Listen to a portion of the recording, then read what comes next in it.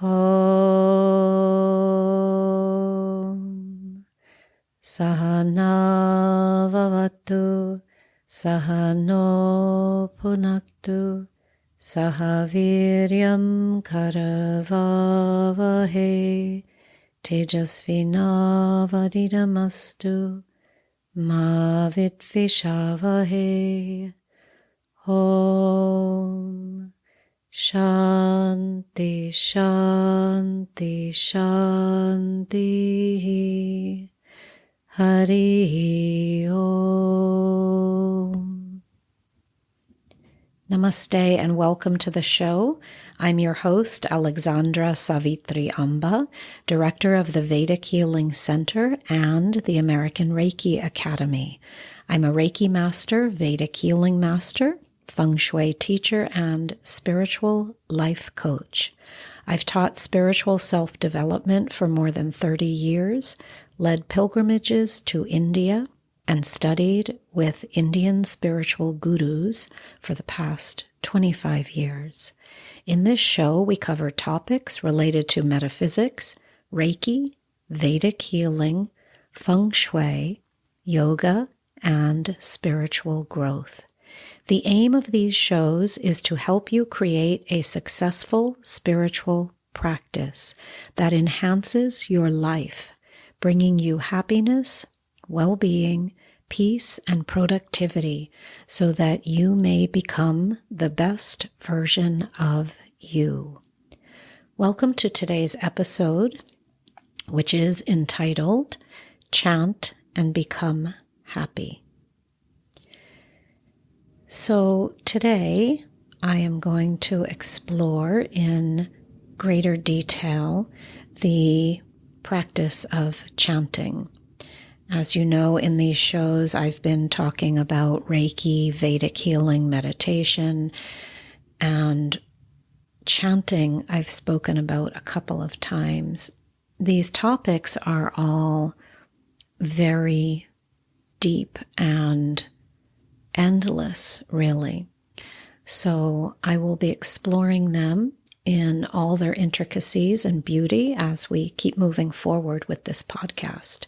Today, I'd like to give you 8 ideas.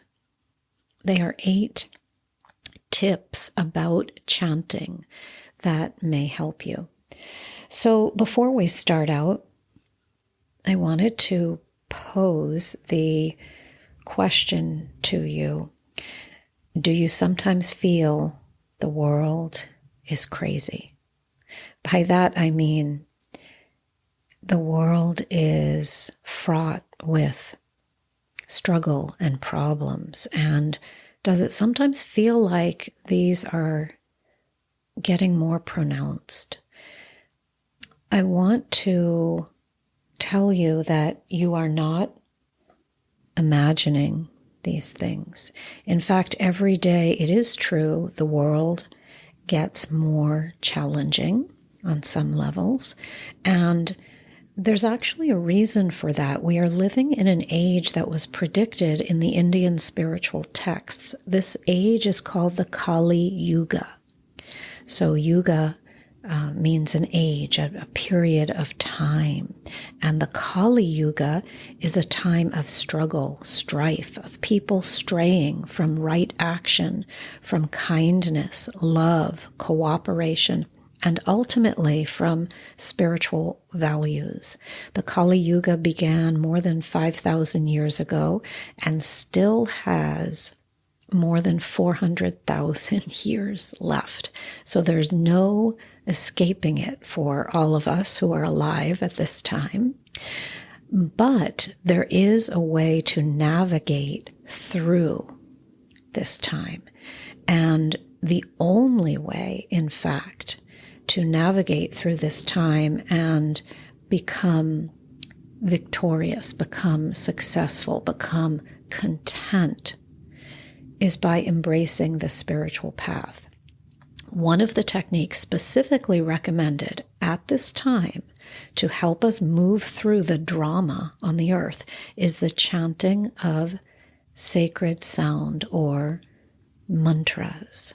So Mantras fall under the practice of Bhakti Yoga, and Bhakti is the path of devotion. It is the path of opening the heart.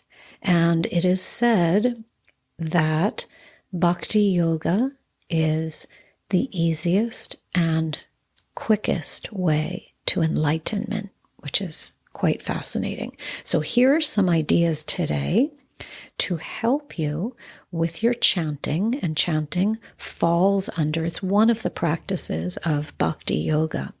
So here are 8 ideas for you that will hopefully help you in the chanting of mantras.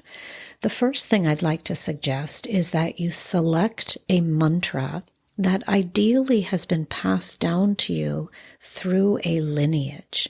Connecting with a lineage is very important.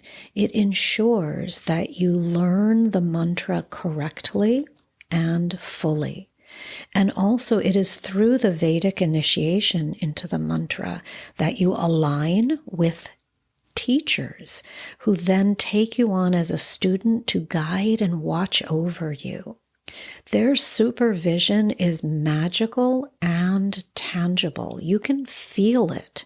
If you have been initiated already through this Vedic Healing Center, I want to remind you to reach out to the lineage. It is waiting to support you. It does not matter if the guru is no longer living in a physical body.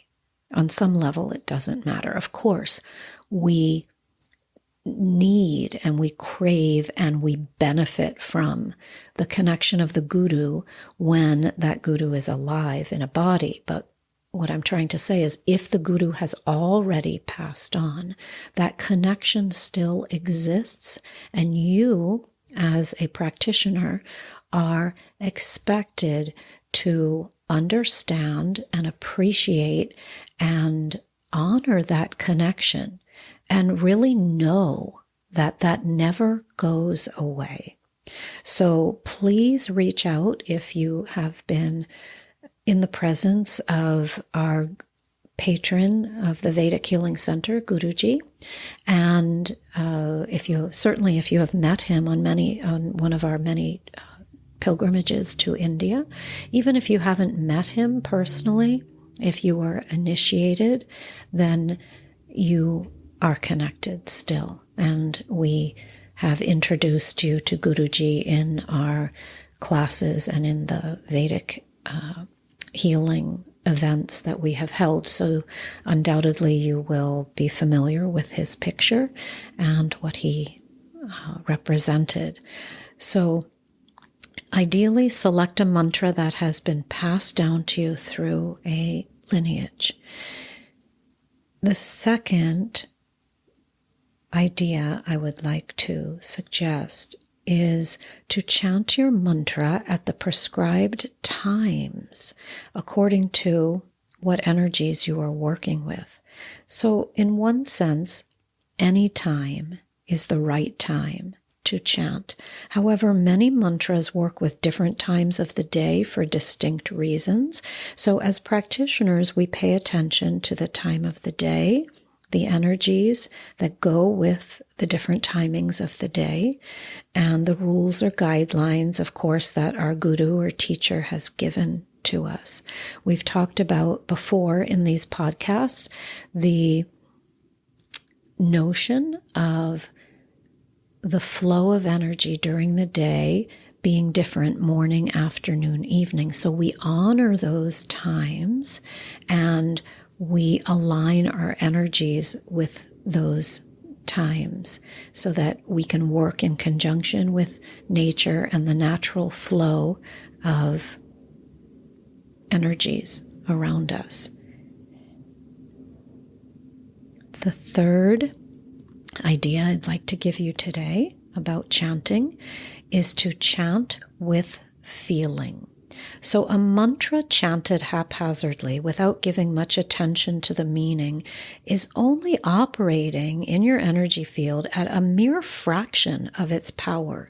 To use the mantra fully, You want to go deep into the mantra, studying its meaning and understanding how it can help you, and then chanting with feeling. So, for instance, if you're chanting Ganesh mantras, you want to identify with Ganesha. You want to gaze at the deity as you interact with him. You never want to race through your chanting. And I might suggest to you that the only reason you are racing through any of your prayers or your chanting or your practice that you do in the different times of the day is because you are not structuring your day effectively. You are not structuring it successfully. Something is off with either your sleep, your eating habits, your intake of water, your exercise, the computer time, the screen time, whether you're taking in caffeine. All of these things will affect the results of your practice. So in order to get the best results, you want to pay attention to all these different elements.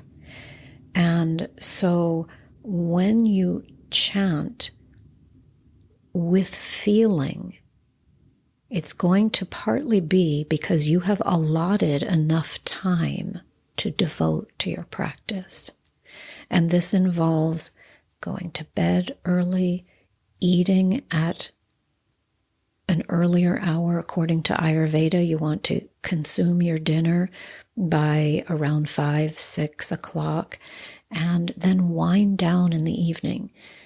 Sometimes in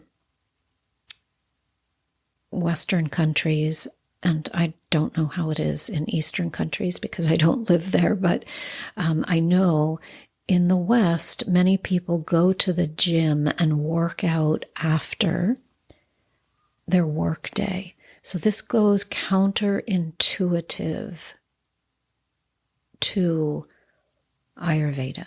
You don't want to wake up your body at 6 o'clock at night by running on a treadmill or doing some cardio at night. You want to wind down with gentle energies, prayerful energies. Yoga is okay, but it should be a different type of yoga at night than you might do in the morning. When I say yoga in this moment, I'm talking about asanas, although the word yoga entails much more than just the asanas, the postures, the physical movements that you do. So to chant with feeling requires you to allot the appropriate amount of time to your practice. And appropriate will change as you grow, as your practice deepens, as you begin to enjoy it, and as you really begin to understand that this practice, this spiritual practice, this sadhana that you do is, without a doubt, the most important part of your day, of your life, really. So it's going to sustain your success and improve just all aspects of your life experience here and beyond. So I'm going to contradict myself a little tiny bit here. Although I said to allot the appropriate amount of time to your chanting so you can chant with feeling, I also want to say that it is possible to chant with feeling and chant quickly.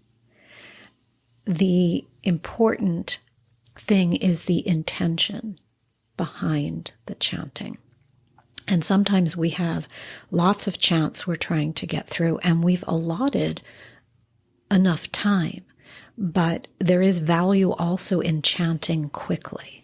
So my point really is to make sure that you are chanting with feeling, whether that means slowly, and at first it probably does mean slowly, and later you can speed up and still maintain that feeling. So the fourth tip today is to chant often. Just as you would not go to the gym and expect instant results, we don't chant a mantra a few times and give up because nothing much has happened. The mantra is a friend, a guide on the path, but the path is long, so we must allow the guide to slowly accompany us every step of the way. So as we chant, we do this often. We do it every day. We do it a few times a day. We might do it while we are performing an activity that would allow for chanting. Let's say you're gardening. Or really, what happens is almost all work you can do as a form of worship. So you can even incorporate the chanting as you work. Now, chant often, as I said, but be patient. Chant, watch, witness, feel the results, but immerse your energy field in this chanting. That's why I said to chant often, and not just at prescribed times of the day. Instead, you might create that atmosphere all around you. You might have a mantra playing in the background. This is why a temple feels so incredible when you walk into it. It has had the benefit of the prayers or the chants in the space. They have been sung and chanted and maybe played on an electronic device, and they have stayed in the atmosphere. So the whole force field there is imbued with energy that is available to anyone who is, it's available to everyone, but it is palpable to those who have become sensitive to the energies. And you become sensitive to them by interacting with them. When you interact a lot with the physical world, it can desensitize you. So the spiritual practitioner is attempting to move back into the sensitive energies that are really innate to us, that are very natural. So the fifth idea for today is to chant aloud at first, but go deep into the sacred space that you create when chanting by absorbing the mantra's special powers silently. Listen in the stillness. So in our Vedic healing classes, we talk about different levels of chanting. We're not just chanting out loud, but at first you will want to chant out loud. And then move into the energies you've created by the chanting, through the chanting. Move into them by sitting and absorbing them. Breathe, relax, feel the beauty of this sacred sound that has just changed your atmosphere. It has changed your body, your being, your house, your household, your neighborhood, your surroundings. The mantra is real and alive and powerful. So allow it to work its magic. For instance, if we're chanting a Ganesh mantra, Om Vishvaradaya Namaha, Om Vigneshaya Namaha. Om Vishvachakshushe Namaha. There is the sound when the words are being chanted, but there's also the energy afterwards that's hanging out in the atmosphere. And through the chanting, you're using alchemy, really. You are using the process of sound to change the experience around you, to change the physical space around you. And it's quite magical. So number 6 is trust that the mantra is working. Why would you trust these sounds? They're little sounds. Why would you trust them? Because for thousands of years in temples, in India, all over the world, by millions of people, these sacred sound vibrations have moved energies. They have created amazing force fields influencing generations of people. You have only really just to try them out and wait for them also to touch your life. They will not forget you. They can't. They have